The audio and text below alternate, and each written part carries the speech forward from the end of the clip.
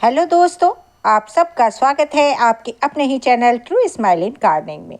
Friends, मैं हूँ ममता शर्मा, आपकी गार्डनर दोस्त। मैं आपके लिए इंफॉर्मेटिव वीडियो लेकर आती रहती हूँ। सो जिन लोगों ने अभी तक मेरा चैनल सब्सक्राइब नहीं किया है, सब्सक्राइब कर लें, बेल आइकन प्रेस कर लें ताकि जब भी नया वीडियो लेकर आऊँ सबसे पहले आपको नोटिफिकेशन मिले। चलो स्टार्ट करते हैं अपना आज का वीडियो। आज का वीडियो फ्रेंड्स हमारा ये कोकोपीट पर है। ये मैंने कोकोपीट मीशो से मंगाया है। मैंने पहली बार ही ऑनलाइन इस तरह से कोकोपीट मंगाया है, जो कि मुझे मिल गया है। इस तरह से पैकिंग में आया है, आप देख सकते हैं। 1 किलो की पैकिंग है। ये देखिए, इस तरह से मेरे पास पहुंचा है। ये देखिए, काफ़ी हार्ड होता है, तो हम इस तरह से तो इसको यूज़ नहीं कर सकते हैं। ये देखिए, इस तरह की पैकिंग में है। और इसके बाद भी ये एक और पैकिंग है जिसको हमें खोलना पड़ेगा। इस तरह से हम यूज़ नहीं कर सकते।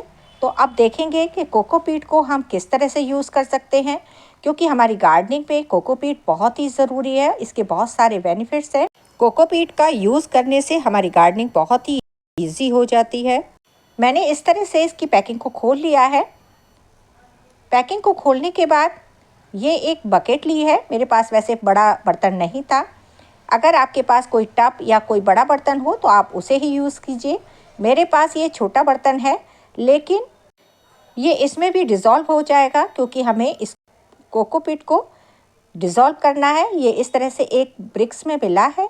ये 1 किलो की पैकिंग में, 2 किलो की पैकिंग में रहता है, और इससे बड़ा अगर लेना है तो ये 5 किलो की ब्रिक्स में मिलेगा। ये देखिए, मैंने आधा इसमें पानी लिया था और अब इसको डाला है।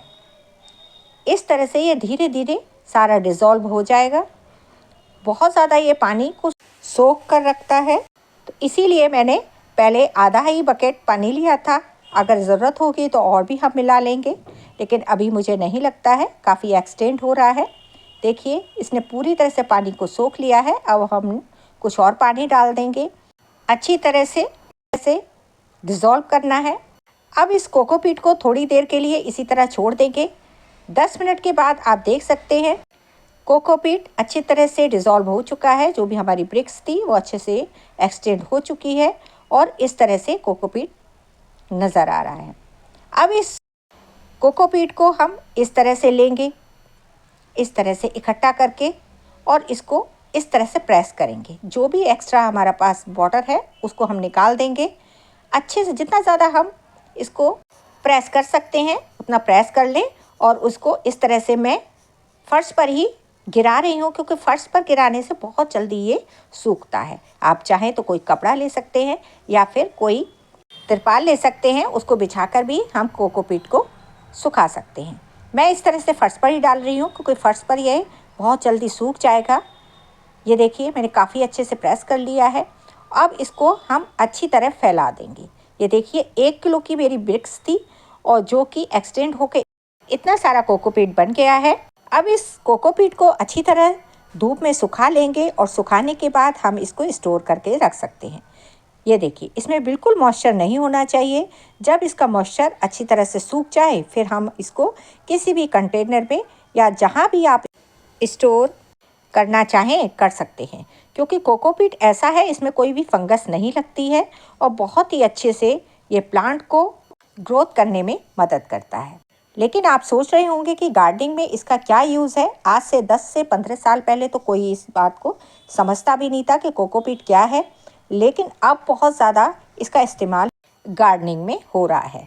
कोकोपीट बेसिकली जो नारियल का ऊपर से छिलका होता है, उसका मशीनों के द्वारा इस तरह से बुरादा सा बना लिया जाता है। बहुत छोटे छोटे टुकड़ों में इसको मशीन से बना लिया जाता है, और जिसको स्टोर करने के लिए ब्रिक्स के रूप में मार्केट में भेजा जाता है। आप इसको ब्रिक्स के रूप में भी मार्केट से ले सकते हैं, और इसको जैसे कि आप ये देख रहे हैं, कोकोपीट ऑनलाइन भी और ऑफलाइन भी सब तरह से मिल जाता है। इसको नर्सरी से भी ले सकते हैं, और आप ऑनलाइन भी मंगा सकते हैं, क्योंकि आजकल हम लोग बहुत ज़्यादा टेरेस गार्डनिंग कर रहे हैं, और इस वजह से कोकोपीट का भी इस्तेमाल करते हैं। कोकोपीट के बहुत सारे बेनिफिट्स हैं। एक तो ये प्लांट्स के लिए बहुत ही अच्छा ऑप्शन है। जब हम किसी भी प्लांट के लिए सॉइल बनाते हैं तो उसमें 20% या फिर 30% ये कोकोपीट मिला लेते हैं। इससे क्या होता है कि जो सॉइल हमारी बनकर आती है वो काफ़ी हल्की हो जाती है और काफ़ी लूज़ हो जाती है, क्योंकि कोकोपीट मिलाने से जो सॉइल है वो टाइट नहीं होती है और लूज़ रहती है, जिसकी वजह से हमारे प्लांट बहुत अच्छे से ग्रोथ करते हैं और उनकी जो रूट्स है वो अच्छे से ग्रोथ कर पाती है और प्लांट्स हमारे हेल्दी रहते हैं। दूसरा, सॉइल में कोकोपीट मिलाने का सबसे अच्छा फ़ायदा ये होता है, जो कोकोपीट है काफ़ी देर तक पानी को होल्ड करके रखती है, जिससे जब गर्मियाँ आती हैं हम अपने प्लांट्स को डेली 2 बार शावर करते हैं या फिर प्लांट्स को पानी देते हैं, लेकिन फिर भी हमारे जो प्लांट्स की मिट्टी है वो जल्दी सूख जाती है। जब गर्मियों के हम प्लांट लगाते हैं या फिर फल या सब्जियां लगाते हैं तो उनकी मिट्टी बनाते वक्त थोड़ा सा जब कोकोपीट हम उसकी मिट्टी में मिला लेते हैं तो उससे फ़ायदा ये रहता है कि जो भी हम पानी देते हैं वो काफ़ी दिनों तक मिट्टी में होल्ड रहता है, जिससे हमें बार बार पानी देने की ज़रूरत नहीं होती है। और दूसरा इसका फ़ायदा ये है, बहुत ज़्यादा जब गर्मी पड़ने लगती है तो आप प्लांट्स की मल्चिंग भी इस कोकोपीट से कर सकते हैं, जिससे प्लांट की जो मिट्टी की ऊपरी सतह है वो देर तक पानी को होल्ड करके रखती है और मिट्टी की ऊपरी सतह जल्दी नहीं सूखती है, तो आपको बार बार पानी देने की ज़रूरत भी नहीं होती है। कोकोपीट सीडलिंग के लिए बहुत ही अच्छा सॉइल मीडिया है, क्योंकि सीड को ग्रो होने के लिए बहुत ज़्यादा मिनरल्स की ज़रूरत नहीं होती है और ना ही बहुत ज़्यादा टाइट मिट्टी की ज़रूरत होती है। तो उसके लिए कोकोपीट परफेक्ट रहता है, क्योंकि कोकोपीट बहुत ही लूज़ होता है, जिससे सीड को ग्रो होने के लिए आसानी रहती है, बहुत ही आसानी से ग्रो हो जाता है। और जब सीड हमारा ग्रो होकर प्लांट बन जाता है तो उसको रिपोर्ट करने में भी बहुत आसानी होती है। लेकिन आप अगर कोकोपीट का अपने प्लांट्स के लिए इस्तेमाल कर रहे हैं तो आप विशेष ध्यान रखिए, कोकोपीट पानी को होल्ड करके रखता है। अगर आप डेली वाटरिंग करते हैं तो आपको कोकोपीट मिलाने के बाद इस बात का ध्यान रखना है कि अपने प्लांट को बार बार वाटरिंग नहीं करनी है, क्योंकि कोकोपीट आपने मिट्टी में मिलाया है तो ये काफ़ी देर तक पानी को होल्ड करके रखेगा और आपके प्लांट के लिए जो नमी है वो बनाकर रखेगा। इसलिए अगर आप बार बार पानी देंगे तो आपका प्लांट भी ख़राब हो सकता है। तो इस बात का विशेष ध्यान रखिए। अगर कोकोपीट मिलाते हैं तो फिर आपको 2 से 3 दिन में ही अपने प्लांट को पानी देना है। केवल स्प्रे कर सकते हैं लेकिन मिट्टी में पानी नहीं देना है। और अगर इंडोर प्लांट्स के लिए मिट्टी बनाते हैं तो आपको ये ध्यान रखना है, 1 हफ्ते से पहले पानी नहीं देना है। आप अगर बार बार अपने प्लांट्स को पानी देंगे तो यह प्लांट आपके ख़राब हो जाएंगे, क्योंकि बहुत ज़्यादा पानी मिट्टी में होने की वजह से प्लांट की रूट्स हैं वो गल जाती हैं और प्लांट मर जाता है। तो अगर कोकोपीट का यूज़ कर रहे हैं तो आपको सावधानी भी रखनी है। कोकोपीट के फ़ायदे तो बहुत ज़्यादा होते हैं, लेकिन कुछ सावधानियां भी रखनी पड़ेंगी, तभी ये हमारे प्लांट के लिए अच्छा होगा। अब आप ये कहेंगे कि समर में तो हम अपने प्लांट्स के लिए कोकोपीट का इस्तेमाल कर सकते हैं, क्या विंटर में भी इसका इस्तेमाल करना हमारे प्लांट्स के लिए अच्छा है? तो बिल्कुल इसमें कोई दिक्कत की बात नहीं है, बस पानी का आप ध्यान रखिए। जैसे कि आप विंटर में अपने प्लांट्स को 7 दिनों तक पानी नहीं देते हैं, लेकिन अगर कोकोपीट आपने यूज़ किया है तो फिर आप 10 दिनों तक अपने प्लांट को पानी नहीं देंगे। आप किसी भी मौसम में, चाहे बारिश का हो या विंटर हो या समर हो, सभी में बेझिझक इसका यूज़ अपने प्लांट्स के लिए कर सकते हैं। कोई दिक्कत की बात नहीं है। बस आपको ध्यान इतना ही रखना है कि आपने अपने प्लांट्स को कितने दिनों में पानी दिया है, उसी हिसाब से पानी देते रहेंगे।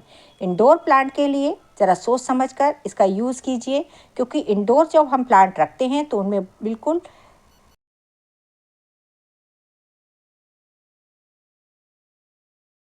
हवा नहीं लगती है और ना ही सनलाइट मिलती है, तो उसमें काफ़ी दिनों तक नमी बनी रहती है। तो इसका अगर यूज़ कर लेंगे तो और भी ज़्यादा नमी हो जाएगी, तो आप सोच समझकर इसका इस्तेमाल कीजिए। कोकोपीट मिलाने के और भी फ़ायदे हैं। हम टेरेस गार्डनिंग करते हैं, जिसके लिए मिट्टी का इस्तेमाल करते हैं और मिट्टी काफ़ी हैवी होती है। अगर उसमें थोड़ी सी कोकोपीट मिला लेंगे तो उसका फ़ायदा ये होगा कि मिट्टी हमारी काफ़ी हल्की हो जाएगी और जिससे हमारी जो टेरेस है उस पर ज़्यादा लोड नहीं पड़ेगा और बहुत ज़्यादा हम प्लांट्स लगा पाएंगे। तो मेरे हिसाब से तो कोकोपीट का यूज़ अगर हम अपने गार्डनिंग के लिए करते हैं तो इसका कोई नुकसान नहीं है, बल्कि फ़ायदा ही मिलता है।